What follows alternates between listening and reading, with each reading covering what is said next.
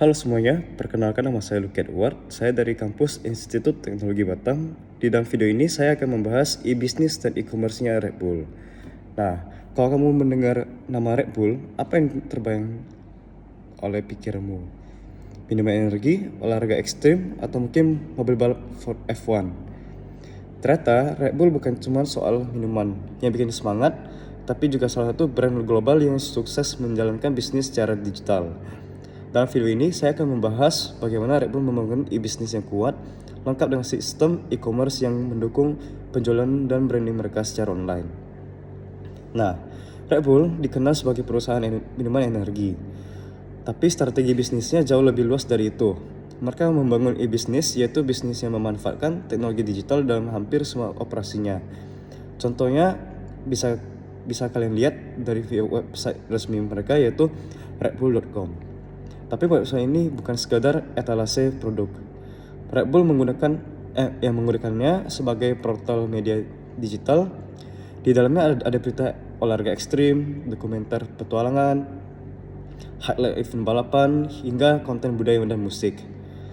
Red Bull juga sangat aktif di media sosial. Mereka punya jutaan pengikut di Instagram, TikTok, YouTube, dan X atau Twitter.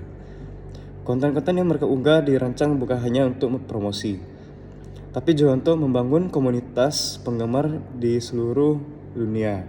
Itu artinya Red Bull tidak hanya menjual produk, mereka menjual pengalaman dan gaya hidup. Semua proses branding, promosi, hingga manajemen komunitas dilakukan secara digital. Inilah inti dari e-business Red Bull. Lalu, bagaimana dengan e-commerce-nya?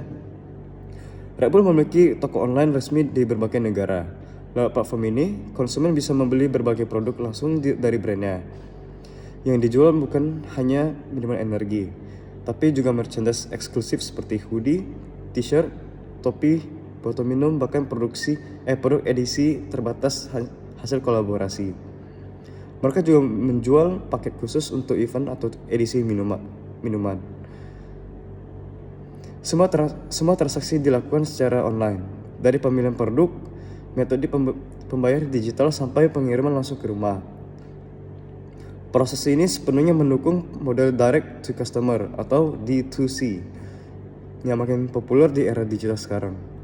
Dengan sistem ini, Red Bull bisa menjangkau konsumennya lebih cepat, membangun loyalitas, dan tentu saja mengumpulkan data untuk strategi pemasaran berikutnya.